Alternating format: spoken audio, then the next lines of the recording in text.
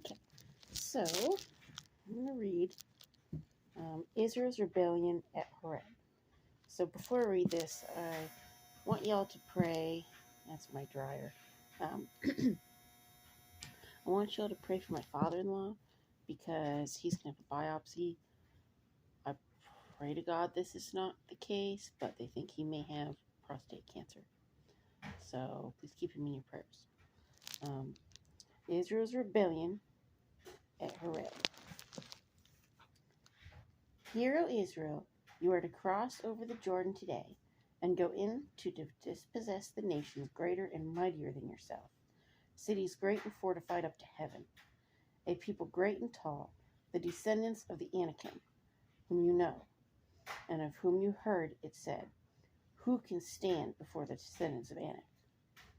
Therefore, understand today that the Lord your God is he who goes over before you as a consuming fire. He will destroy them and bring them down before you.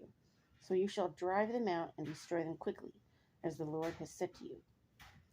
Do not think in your heart, after the Lord your God has cast them out before you, saying, because of my righteousness the Lord has brought me in to possess this land. But it is because of the wickedness that these nations, that the Lord is driving them out before you. It is not because of your righteousness or the uprightness of your heart that you go in to possess their land, but because of the wickedness of these nations, that the Lord your God drives them out from before you, and that they may fulfill the word which the Lord swore to your fathers, to Abraham, Isaac, and Jacob. Therefore understand that the Lord your God is not giving you this land, this good land, to possess because of your righteousness, for you are a stiff-necked people. Means you're stubborn. You don't want to listen to me half the time. So, remember, do not forget how you provoked the Lord your God to wrath in the wilderness, from the day that you departed from the land of Egypt. From the day that you departed the land of Egypt. I mean, right the very minute of their deliverance, they're provoking them. Until you came to this place, you have been rebellious against the Lord. Also in Horeb, you provoked the Lord to wrath, so that the Lord was angry enough with you to have destroyed you. When I went up into the mountain to receive the tablets of stone, the tablets of the covenant which the Lord made with you, then I stayed on the mountain 40 days and 40 nights. I neither ate bread nor drank water. Then the Lord delivered to me 2 tablets of stone written with the finger of God. Written with the finger of God, okay? And on them were all the words which the Lord had spoken to you on the mountain from the midst of the fire and the day of the assembly. And it came to pass at the end of 40 days and 40 nights that the Lord gave me the 2 tablets of stone, the tablets of the covenant. And the Lord said to me, arise, go down quickly from here, for your people whom you brought out of Egypt have acted corruptly. They have quickly turned aside from the way which I commanded them. They have made themselves a molded image. So God just delivered these people. And they're already worshiping a God they made. Or this golden image should worship them. The golden image should be like, oh, you made me, you created me. No, they're like, we made you, we created you, we worship you.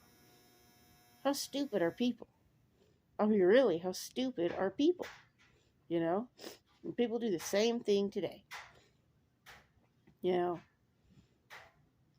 Look at all these famous people that people are like, oh, they're so wonderful. I mean, you know, and everybody's guilty of thinking, oh, I'm guilty of thinking, oh, my goodness, you know, so-and-so, oh, if I met so-and-so, I'd want their autograph kind of thing. You know, but when you really think about it, they're people just like we are. I mean, we might get all goo-goo gaga, but they were born from a woman just like we are. They had to go to high school just like we did. You know, they had to get a job just like we did. You know, until somebody saw them and was like, hey, let's make you famous. You know, you got some talent. But other than that, you know, maybe it's the talent part, you know, I think that we admire because we're like, because we may not have that aspect in ourselves. Everybody's talented at something, you know. Even if you're an encouraging person, you're talented at being encouraging, you know. And that's a spiritual gift that, you know, God gives people, and that's a wonderful gift. But, you know, sorry, my allergies this morning. But, you know, we're all guilty of doing that. Furthermore, the Lord spoke to me, saying, I have given this people, and indeed they are a stiff-necked people. Let me alone that I may destroy them and blot out their name from under heaven. And I will make you a nation, mighty and greater than they. So I turned and came down from the mountain, and the mountain burned with fire, and the 2 tablets of the covenant were in my 2 hands. And I looked, and behold, you had sinned against the Lord your God, and have made yourselves a molded calf. You turned aside quickly from the way which the Lord had commanded you. Then I took 2 tablets and threw them out of my 2 hands and broke them before your eyes. And I fell down before the Lord as at first. 40 days and 40 nights I neither ate bread nor drank water, because of all your sin which you committed in doing wickedly in the sight of the Lord, to provoke him to anger. For I was afraid of the anger and a hot displeasure which the Lord was angry with you to destroy you. But the Lord listened to me at that time also. So God was like, okay, that's it.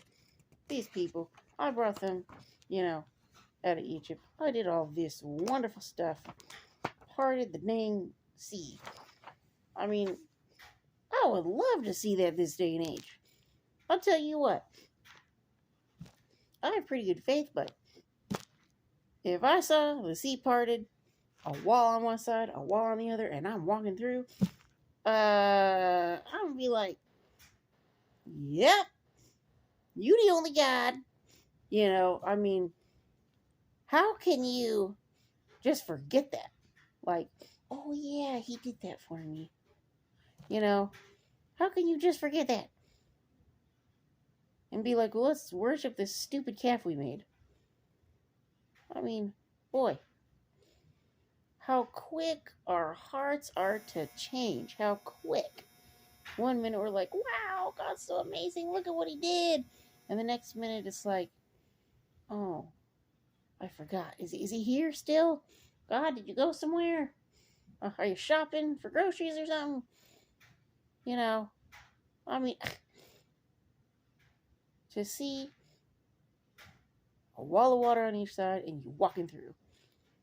And here's maybe a shark swimming on this side, whale swimming on this side, orcas. I'd be like, yep. Maybe like somebody say, there's no God. I'd be like, did you see that? The water on one side, water on the other side. They'd be like, where did God go? Do you remember the water on one side, water on the other side? You know, I mean, man. And the Lord was very angry with Aaron and would have destroyed him. So I prayed for Aaron also at the same time. And Aaron, he was supposed to be a leader. And he's like, okay, give me your gold. I'll go ahead and make the calf. I'd be like, people, what's wrong with you? Didn't you just see us walk through water? I mean, that wasn't a dream. Then I took your sin, the calf which you had made, and burned it with fire, and crushed it, and ground it very small, until it was fine as dust. And I threw its dust into the brook that descended from the mountain. Also at Taberah and Manasseh, and Kibroth Hattava, you provoked the Lord to wrath. So, here's another place. I mean, that wasn't enough. They're not like, man, we're sorry. Let's never do this again.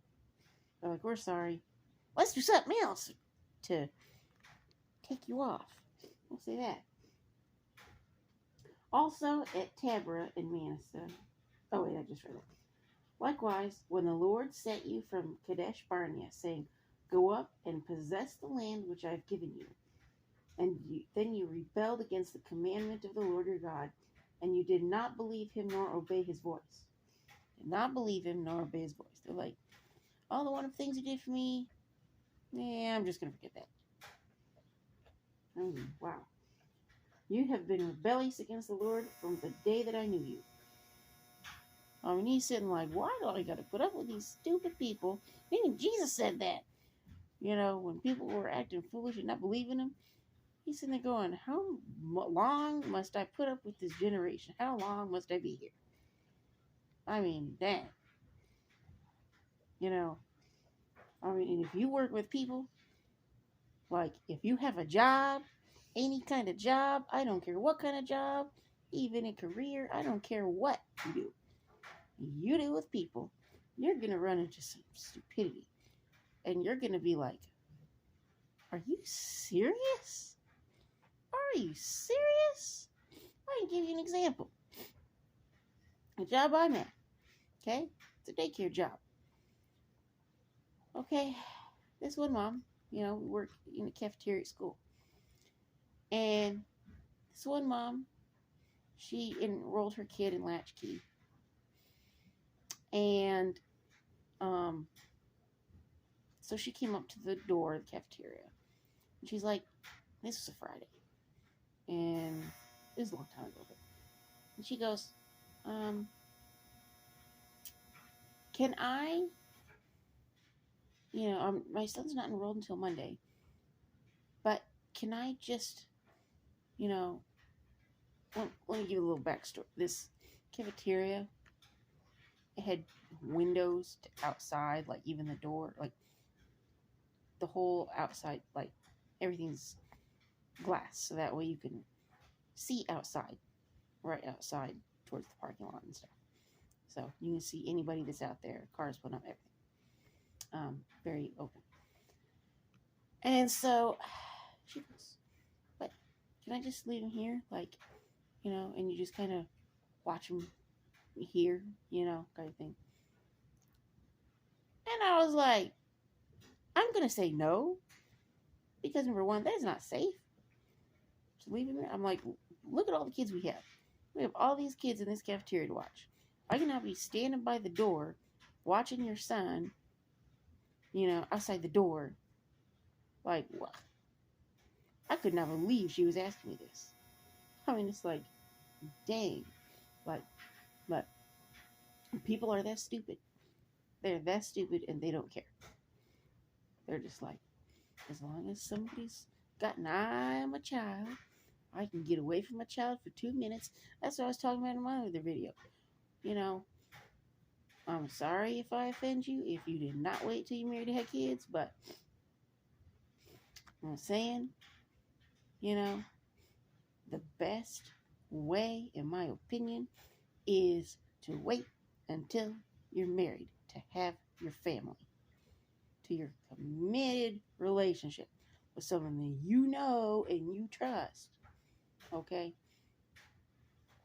I mean, and pay attention to red flags. Okay? But, somebody that you know and you trust, that you know is going to be committed to for life.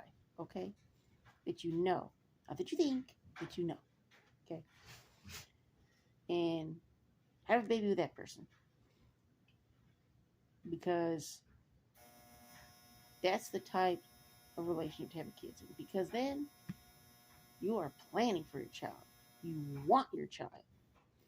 I'm not saying that people that just like, oops, I have a kid, that they don't want their child. Because I've met lots of people that, oops, they had a kid and they do want their child. They love their child. Okay? I'm not saying that that's the only way they love their child. Okay? But I'm just saying, when you plan ahead, then because most parents that are like this, I'm not saying all parents that have kids out of wedlock are like this, but I am saying that most parents that are like that I've noticed that could care less. They want the schools and everybody else to raise their child, are the parents that just, oops, had a child. Because the ones that I've noticed that waited till they got married and had their family and planned for it, they're the ones that they're the first ones to pick up their child. They're like, I'm working all day. I'm ready to get, my child to go home, spend time with my child, cook some dinner, talk about the day, Those are the ones that I noticed that they really want their child. They want to spend time with their child because they plan for their child. You know, if you plan for something and work hard for something, you're going to appreciate it a lot more than something that just like, ooh, here it is. You know, so, you know, like I said, I'm not saying that people that have kids out of wedlock, that they can't love their child or that they're all like that. But I've noticed the ones that are like that are the ones that happen to be, oops, I had a child. So, if that makes sense, okay. Thus I prostrated myself before the Lord 40 days and 40 nights.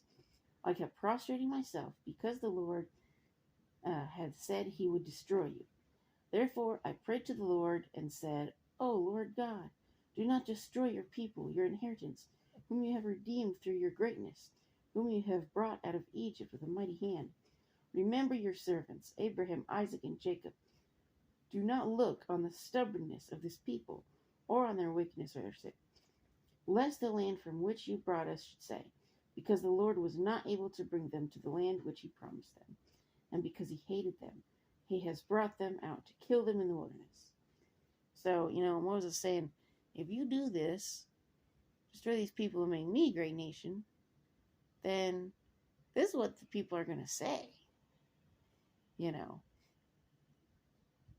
yet they are your people and your inheritance, whom you brought out by your mighty power and by your outstretched arm.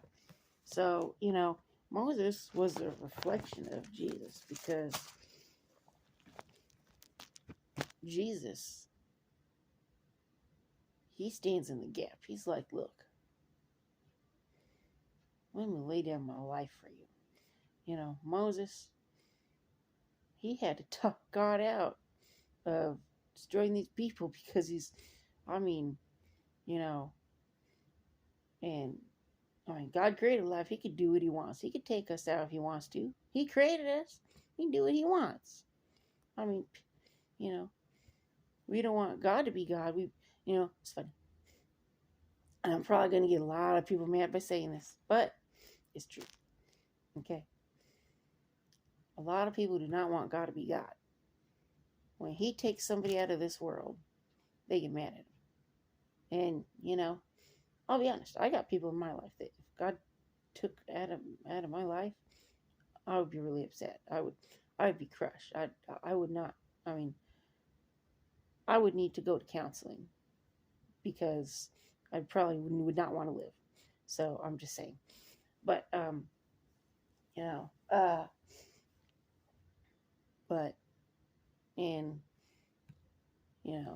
but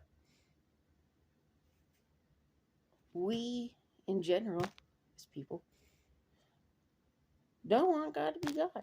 We don't want God taking anybody out of this world.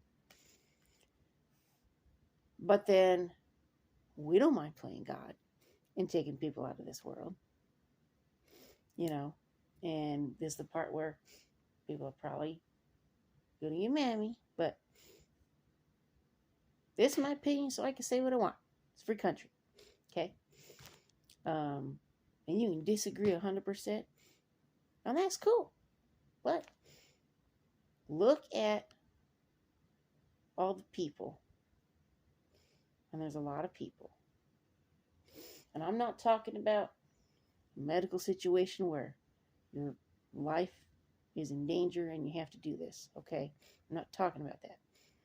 I'm talking about specifically for the reason of, I played around, messed around, got pregnant. Now I don't want this baby.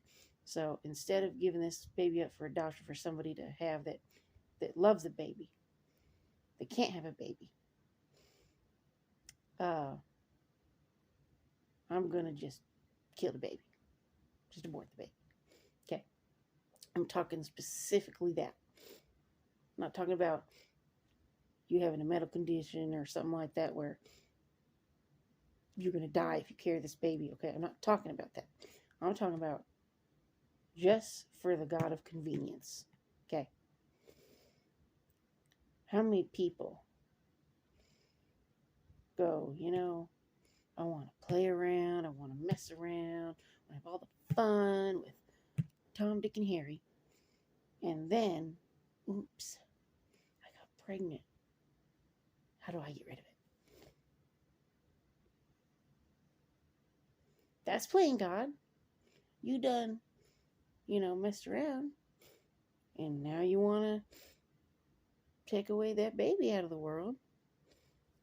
The baby didn't ask to be there. Baby's innocent. Baby didn't do nothing wrong. Baby just like, yo, I'm just trying to grow here. Trying to develop. I mean, dang. But, and, I know there's a lot of other situations and stuff that go with that. But like I say, I'm just talking specifically the God of convenience. The God of, I want to play around with every Tom, Dick, and Harry. But then when results happen, because that's how God made the body for results to happen. When that does happen, I don't want that. So, and that, you can think, hey, I can do what I want, but, I believe that's wrong. Nobody anymore, it seems like nowadays, wants to be accountable for anything. Wants to be accountable for their own decisions. And, if I make a stupid decision, I'll be the first one to be like, man, that was stupid. That was retarded. What was I thinking? And I've made some stupid decisions, okay? I'm not judging anybody. I'm just saying, I'm not the one that's going to send you to heaven or hell. Really, honestly, you are. You're the one that decides where you want to go. Honestly, you could either receive Christ, his forgiveness of your sins, because he already died on the cross. He already paid for them. He already did that. He already rose on the third day. So, if you want him to be the king of your life, the Lord of your life, then you can be with him. But if you just want to do whatever you want to do, that's fine. Like I say, it's America. It's a free country. You can do whatever you want to do, pretty much in this country. So, you can do what you want. But, remember, someday we all got to close our eyes. And when we do, we're going to open them, and Jesus is going to look at us, and he's going to say one of two things. He's either going to say, come on in, man, I know you. Come on. Or he's going to say, who are you? You knock the door. Can I come in? And he's going to go, who are you? I didn't invite you. You need to leave. I ain't opening this door for somebody I don't know. You have all your life, till your last breath, to receive him as your Savior. Not just your Savior, but the Lord of your life, the King of your life. A lot of people, they sure want him as the Savior, because they want to squeak by and get into heaven. And be like, ooh, as long as we in, we're good. But they don't want him to be the king of their life. They don't want him to be the one that stands in the gap and says, look, I know you've done some terrible things in your life. Everybody has. And I'm talking about myself too. Okay? I'm not talking about just everybody else. I'm talking about myself too. Because Jesus stands in the gap for me too. I am not perfect. Absolutely not. Ask my hubby and my two girls. They'll tell you. Not perfect. And if I try to lie and say I'm perfect, even little Annika, the youngest, she'd be like, no, Mommy ain't perfect. Only Jesus is perfect. So, I have sins too that Jesus had to forgive me for. Every single person that has taken a breath of life on this earth has sins that they need forgiven. We've all done something wrong in our life, and whether it's something as drastic as what I was talking about earlier,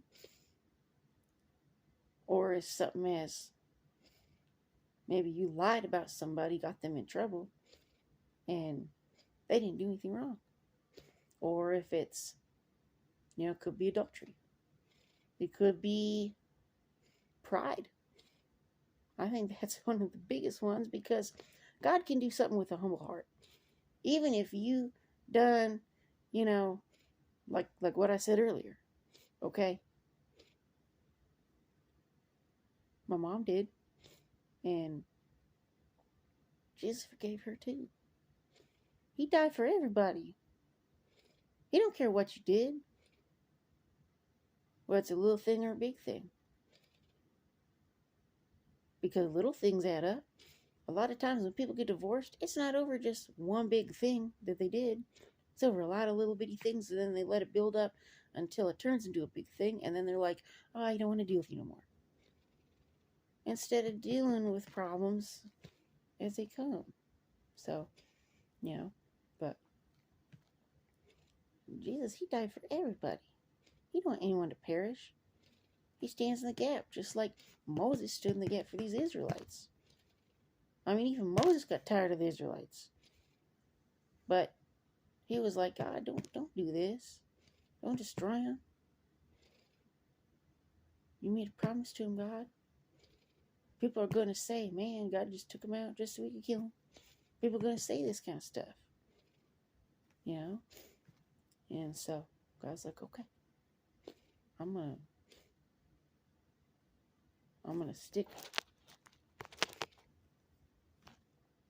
to my word.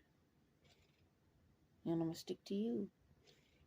It just takes one person to stand in the gap for somebody and pray for them. You never know. God might change their heart. God changed my heart. I used to be mean when I was younger. And now I'm thinking, sweet little Jenny, I had a temper. And that comes from the Scout side and the Rickabah side. Especially, I think, the Rickabah side. The Rickabahs, they could have a temper. My daddy, when I was younger, he could have a temper. And then when I got older, it switched. Then my mama had a temper. I'm like, what? But, and then I had a temper. I used to throw stuff at my little sisters. That was mean. Never should have done that. I had my reasons, I had my excuses, but still wrong. Wrong is wrong. So, Jesus had to forgive me for that. So, everybody has a little bit, I think, whether it's this much or whatever, of a mean spirit, a little bit. The right buttons have to be pushed. When the right buttons are pushed, that's when that mean spirit goes off. But, it just is what it is. That's why we need Jesus in our life. Why we need Jesus to forgive us for what we do. Because we're not perfect. We're going to make mistakes. We're going to sin. We're going to do the wrong thing. Given the right opportunity, we're going to do the wrong thing. So like I said, I'm not judging anybody with anything that I said. I'm just speaking the truth. I'm just speaking what it is. And like I said, I'm not just pointing a finger at anybody. Your grandpa used to say, you point a finger at somebody, you got 3 point right back at you. Jesus forgave me of my sins too. So God can do anything. Anything. If he can change someone's heart, which honestly, I think is the biggest miracle ever. I mean, yes, seeing the waters part, that would have been amazing. But I got to see my mom's heart change. I tried to share Christ with her for years, since I was 15 years old. For years. And she was like, no, I don't want to hear it, because she thought I was preaching to her. She didn't really want to hear what I had to say. And then she got cancer, and then she called me and said, can we read the Bible together? That's more amazing, I think, honestly, than seeing the waters part. Because when you see someone's heart change, that is a real miracle, because heart is not easily changed. Let's be real.